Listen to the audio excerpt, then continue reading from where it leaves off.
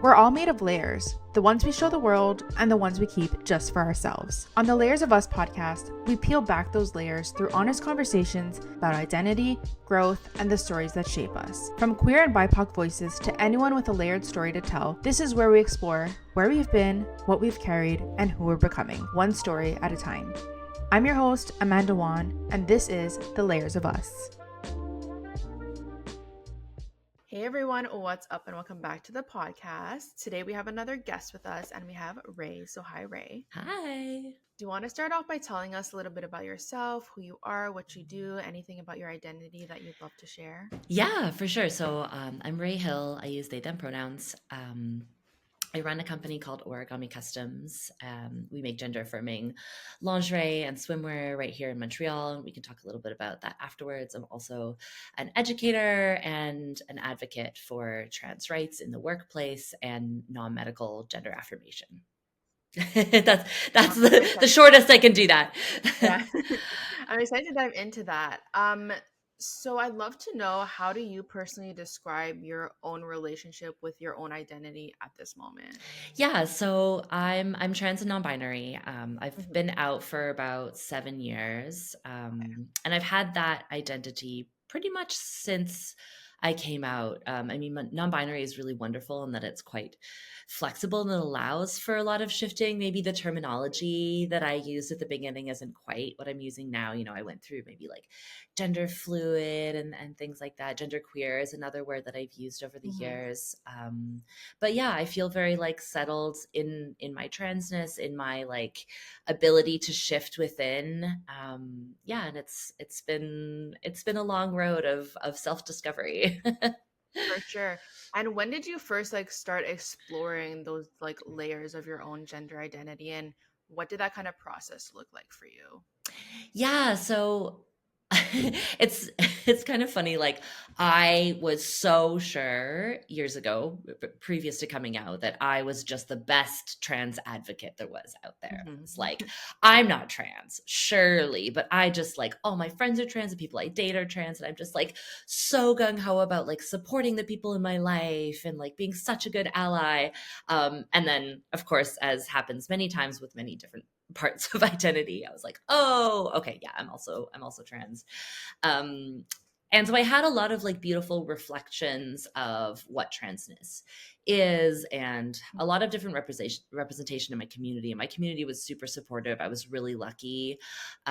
Actually, like I was surprised at how accepting they were when I changed my pronoun and I picked this new name for myself, like within the first year of discovering my non-binariness.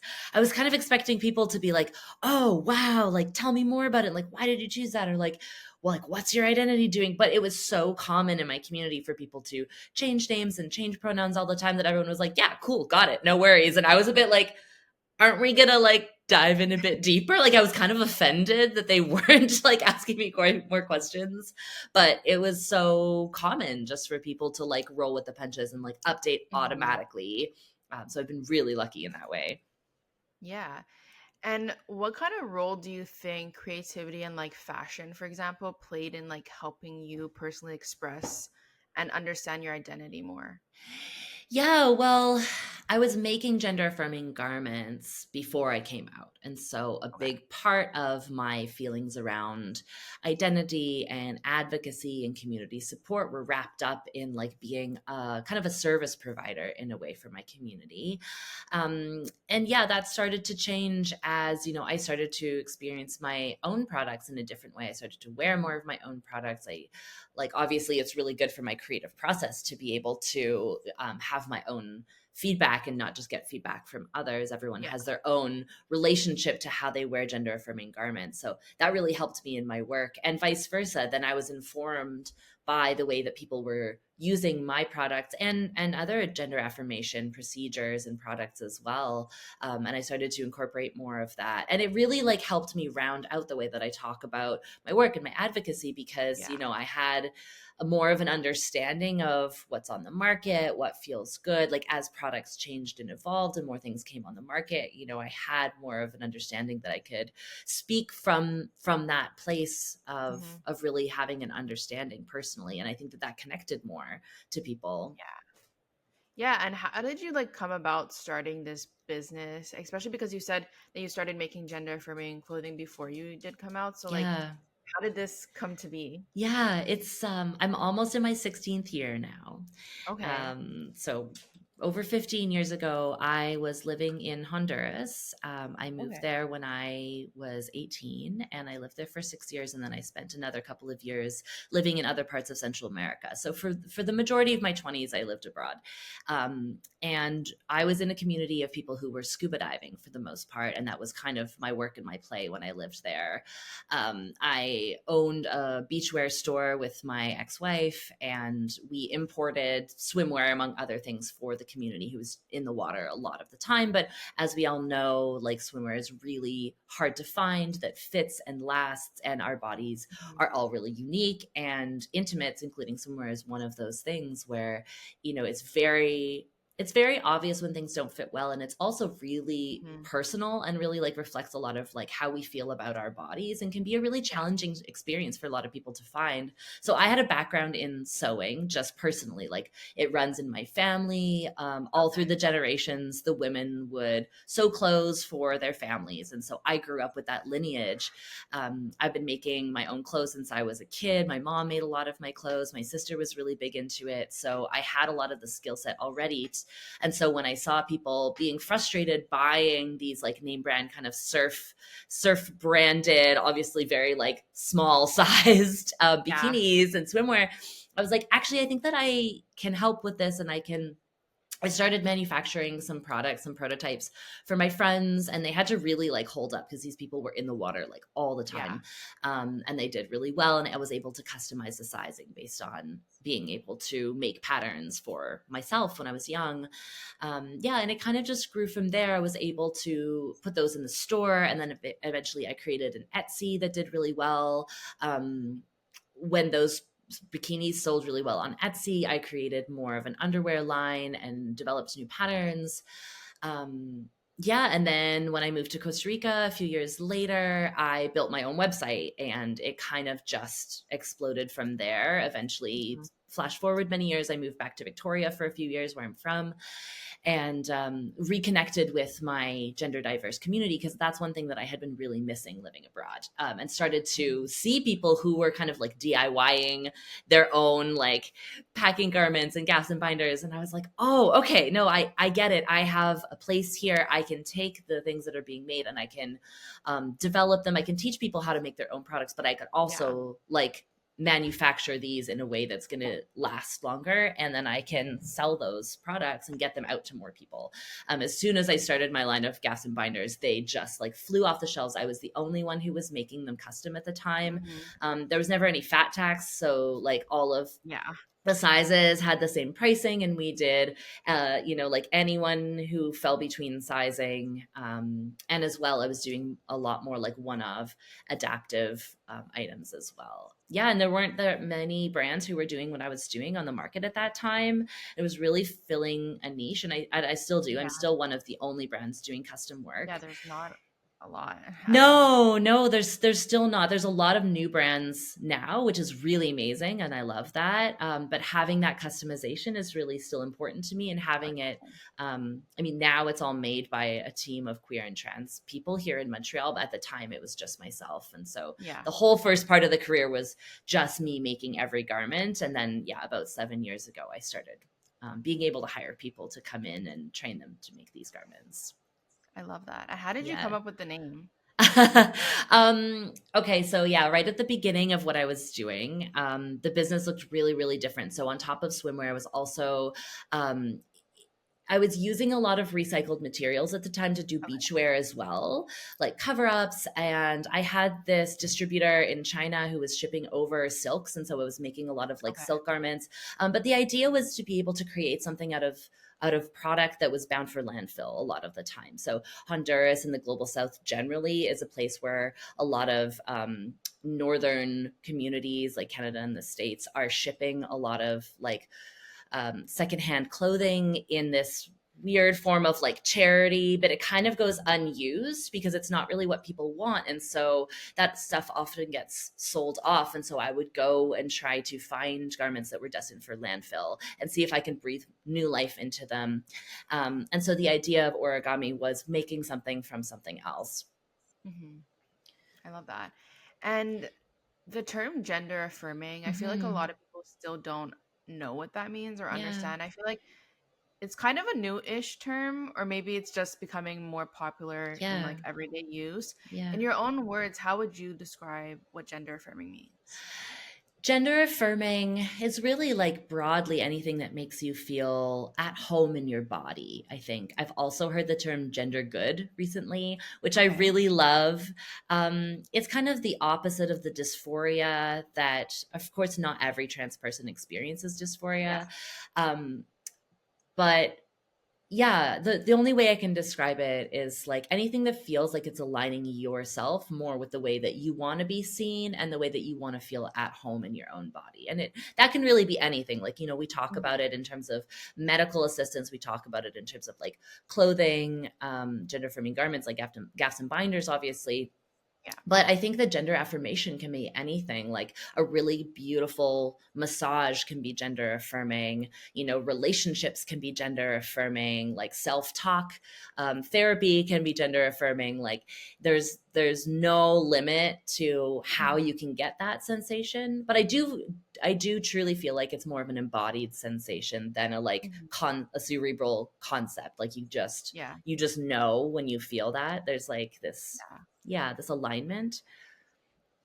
Yeah. No, I love that description.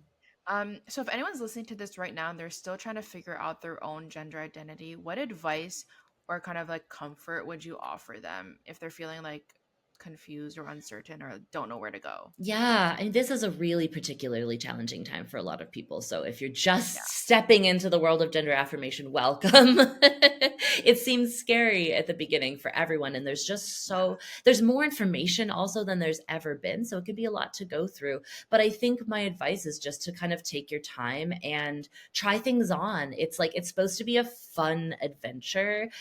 You don't have to settle on one presentation or one identity right off the bat, or even like a Mhm. name or a pronoun.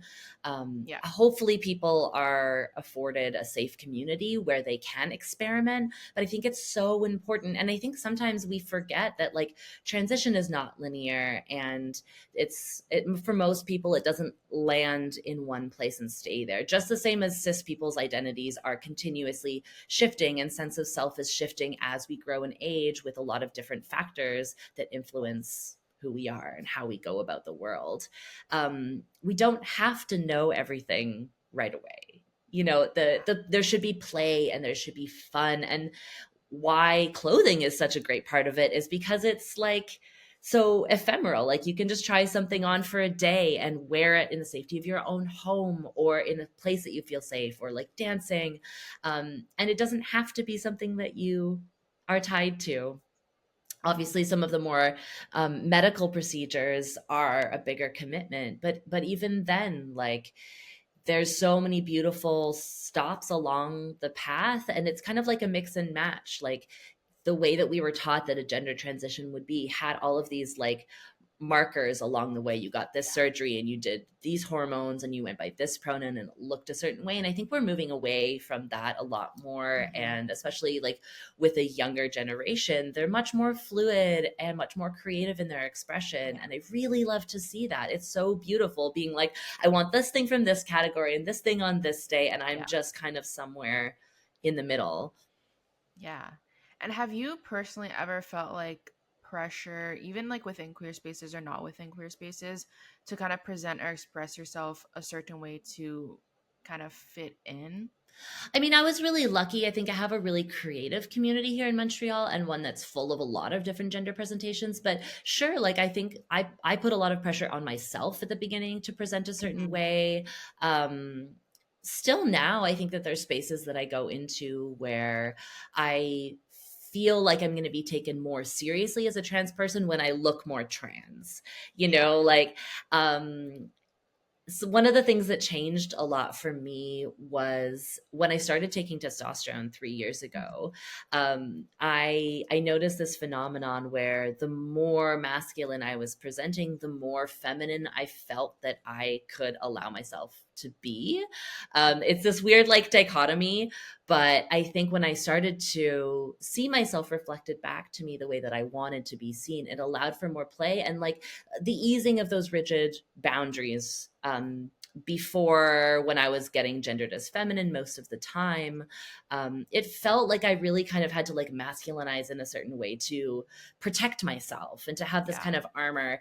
And now that I feel more affirmed in who I am, and I wouldn't say that I get gendered correctly most of the time, but I just have more like confidence in who I am, and the people who I care about see me Hmm. more, that there is more play to express femininity through a more masculine lens, if that makes Yeah. sense. Yeah, no, it does. Yeah. And how has your own work with Origami Customs helped you kind of continue learning more about yourself? I through my work, I think like I said, I get to experience not only the joy of like making and wearing and testing the products and then putting those on other people, but it's expanded my view of my role in advocacy and how Hmm. that's reflected through my own experience. So I Yeah. wouldn't say that I can claim like a mutual aid standpoint because we still work within this capitalist structure of a Yeah. business, but that's always been my foundation, and it's really important that people see people of the community reflected back to them in the work that they're doing in Hmm. advocacy. And it's created a sort of like empathy that I'm able to express to other trans people that I'm working with. And also now that I'm more of an advocate and an educator in the cis community, teaching people how they can create trans integral business practices and things like that. I can speak from a place that's more like grounded in my experience of gender affirmation through the work that I do. And also like being able to communicate the information that I get from my clients and my customers. Because now, like, I've made these beautiful relationships with the people that I've Yeah. created garments for. I work with over 100 different organizations worldwide who get gender affirmation products out to people for free. And I've got these really wonderful networks that I've created and relationships of other people who are going through the same stuff as me. And that's all this like rich history that I can bring, and it feels really important to be able to do that and say like we're all part of the same community. You Yeah. know, you can see the work that I'm doing is rooted in like I feel the same way as you, and I'm not coming in and saying like you need this, Yeah. or you know. Yeah. And for your customers, is it online as well? Like, do they just send you measurements or is it only in person? Like, how does that work? Yeah, so there's a lot of different ways now. It's exciting. So it's primarily a web shop. So Okay. people go to the website origamicustoms.com and they can enter their measurements. It's free to get custom sizing. They place their order that way. We ship everywhere in the world. Okay. And we actually found a way to ship without tariffs last week. So I'm so Okay, excited. love Even that. people in the States will not have to worry about that. It's Yeah. my biggest accomplishment this year. Um, but now, like I was saying, we have this network of organizations. So those are mostly like grassroots organizations, working for the gender diverse community in lots of different ways on 5 different continents. So this is a program that I've been building for about 7 years, and we send them garments and they distribute them for free. So also on our website, there's a full list that you can go, by region, to find places that will give you these low cost or Hmm. accessible garments. There's some that will just ship worldwide for free. And then I'm in about a 50 other retail stores around the world, mostly in the Okay. States and Canada. So there are products that you can see in person. I also do a lot of community work. So for people who are in the Montreal area, I do like pop-up shops and I do education and I do like booths where people can come for a free fitting and they can find out more and they can ask questions. I do studio days where people can come through and see how the products are made and meet the people who make make them. So I try to have a lot of transparency in my work. It's Yeah. really rare to see a brand that where you could actually meet the people who are making the garments, Yeah. and you can see the space where they're made. And so it's something that I really want to be able to add both to like my local Montreal community and for other people to see like Yeah. what's the value in the labor. And of course, like it's all queer and trans people who are making these garments, and the money's going right back into their gender affirmation Yeah. care, because we provide like a full spectrum of health coverage that includes their gender affirmation coverage and mental health coverage as I well. love that. Yeah. Yeah, that's so cool. And also like the studio days where you said people get to go in person, I feel like that's Yeah. so cool because like not like I don't even think I've ever heard of any brands or like businesses doing that. So I think it is really cool to like have that space for people to go and see. Yeah, absolutely. How often do we think about where and how the clothing that we're wearing is getting made, and who are the faces behind that? You actually get to meet the Exactly. people. Yeah. Yeah. No, I love that. Um, so what would you say living authentically looks like for you today? I think for me, it's affording myself a little bit more spaciousness than I used to. Being authentic for me means going slower, Mm-hmm. and trying to listen to my own intuition about what feels good in the moment. Yeah. Like we were talking about before, not prescribing to one way that a transition should look, and not feeling Yeah. pressure to show up in a space just because I feel like I need to armor myself in Mm-hmm. this way to be taken seriously. I'm coming into a version of my gender that's like softer than it's ever been. And as I age too, I think that that's part of how my identity has shifted and changed. Yeah. Um, I'm also dealing with more disability this year than I ever have in the past, and so my transness is also really tied into my disability identity, and those two things really play into one another. And so I'm trying to really like take it day by day and allow for more like radical softness, Mm-hmm. and flexibility for sometimes how my disability affects the way that I can show up or present. Yeah. Yeah. And I don't know how much you want to go into that, but with the disability, how did you come to discover that? Because you said you only discovered it or knew about it this year. Well, Um, yeah. So I had a spinal cord injury 17 years ago, and okay. that was a time when I was also quite limited by it. It was right when I was Mm-hmm. starting up this business, just before it Okay. appeared. I had an injury when I was living in Honduras, and Okay. it's so chronic pain, and that Yeah. has been a big part of my life ever since, and exacerbated by the fact that I've sat at a sewing machine for over a Yeah. decade.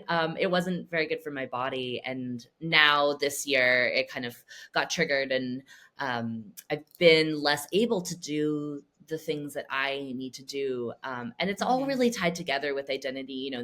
Not having limits on my ability to Yeah. move, to go into the world, to go into nature, to go to the gym, seeing my body change because of that Mm-hmm. obviously has reflections on the way that I perceive Yeah. my identity, my gender. What does a 100%. masculine body look like? If my body is softer or less strong, what does that mean? Does it read as more feminine? Do I feel more feminine? So there's a lot of ways in which these things overlap, and it's really tricky to Yeah. try to pull them apart.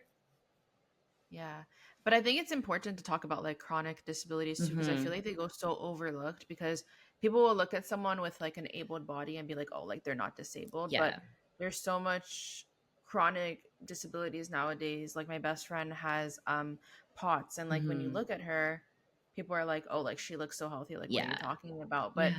the chronic pain like takes over your body sometimes. And I feel like not enough people talk about that or like are open about it. Yeah. Absolutely. I have some friends like that as well, and sometimes that's also my experience.